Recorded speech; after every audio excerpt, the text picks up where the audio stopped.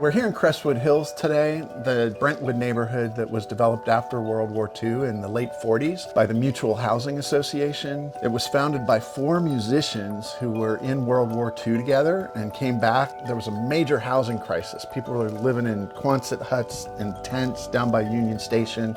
There was no housing. And so these 4 guys got together and said, let's buy a little bigger parcel. We'll do 4 houses with a pool in the middle. And their friends started listening to them talking and said, we want in on it, we want in on it. And pretty soon they had 150 people and they bought 800 acres here in the hills and they created Crestwood Hills. There's about 9 models that were created by A. Quincy Jones. Yep.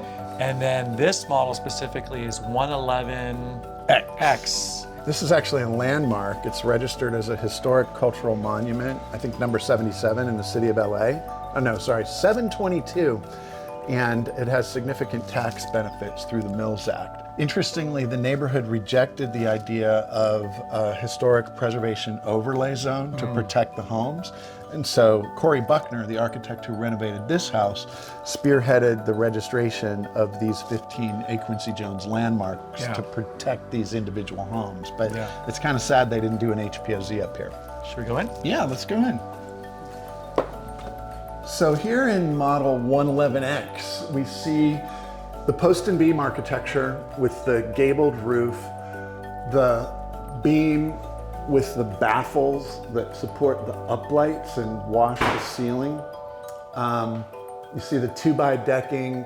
I call these flitch beams, where it's a composite with a larger 4x surrounded by 2x. So it's a kind of tripartite composite beam that rests on these slender columns. And you've got this single pane glass everywhere, which, you can't do this anymore. None of this. You can't do this structure because of building code changes, and you can't do this glass because of Title 24 energy requirements in the building codes. The floor plan seems to be quite symmetrical with clerestory windows mirroring each other on each sides. And then the fireplace is right in the center along these panes of glass. And so everything is kind of symmetrical in that way, but then A. Quincy Jones has actually shifted the kitchen slightly to give it a little bit of a dynamic, what would you call that, dynamicism? And experientially, when you come in through the front door, you're not confronted with the public space immediately.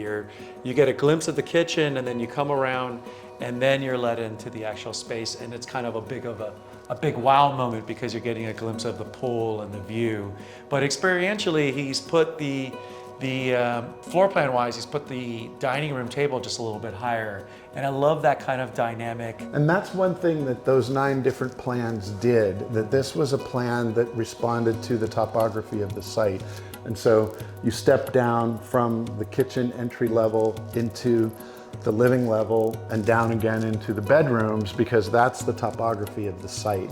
There were other models that were more level slab on grade configurations where this one responds to the topography. And then materiality wise, you've got the pink CMU, you've got the wood here. One of the things that I wish it was kind of brought back to the original is keeping this not painted essentially. But other than that, the flooring you said we're trying to figure out whether it's truly polished or if it's got like a topping on it. It's got some kind of topping slab. It's not a polished slab, but it is a concrete slab. So one of the things I love about this kitchen, it feels like it's a galley kitchen, but it's got this triangle here. So it is technically to some degree galley, but because it's got that triangle, you got a little bit more space and it makes it much more usable going back and forth. True, and it allows for that privacy so that when you're having a dinner party, you don't have to look at all your pots and pans and all the work of serving dinner. One thing I love about this kitchen is that it's a beautiful marriage of old and new.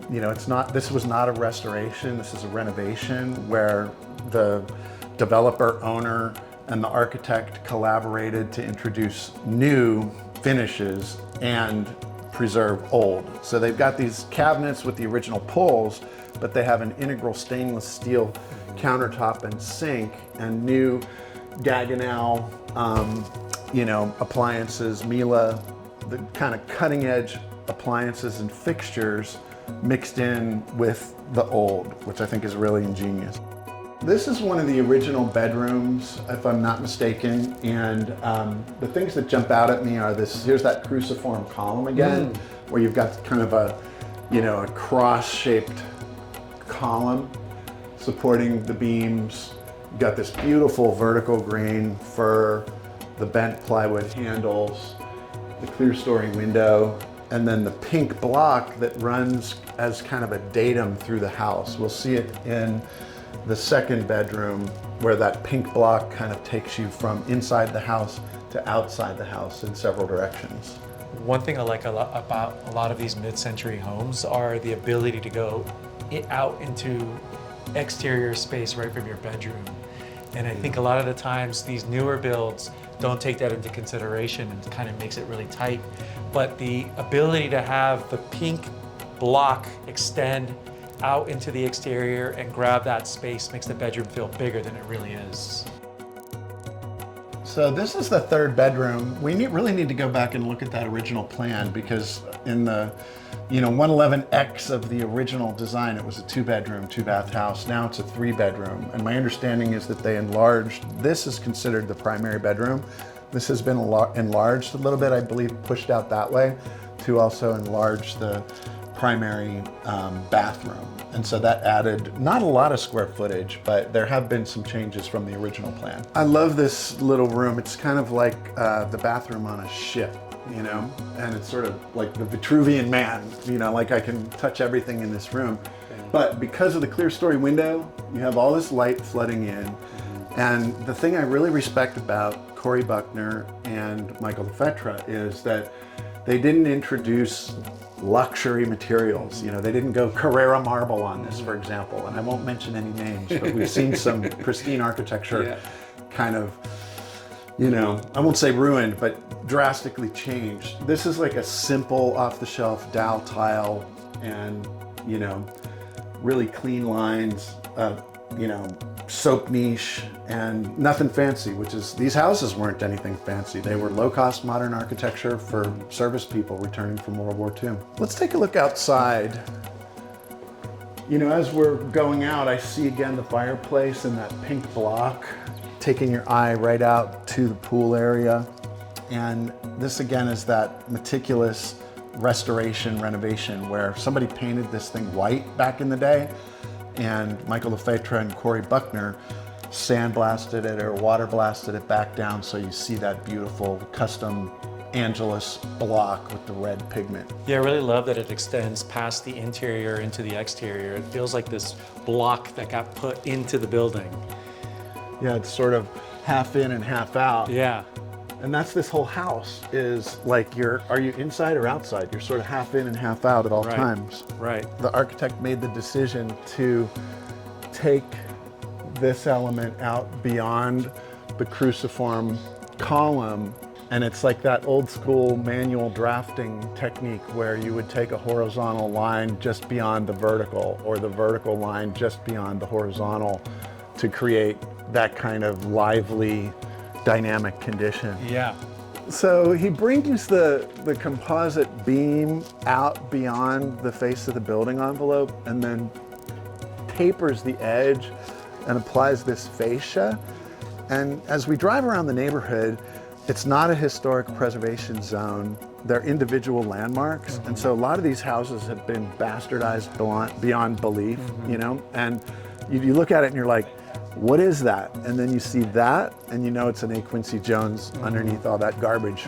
So this is another example of the intervention, a new intervention to an old historic home. This is a brand new pool. I'm calling this $1 million pool because this is on probably 5 or 6 30 to 60 foot deep concrete piles. And it's a beautiful pool looking out at an amazing view from, the ocean to Catalina. Looking back at the house, you've got this beautiful acid etched concrete finish, really elegant pool with built-in coping and cover. And that adds a lot to the historic monument. The only question I would have is, what beverage are you bringing out to hang out at the pool? That's all you need to ask yourself for $3.2 million. Yep, exactly.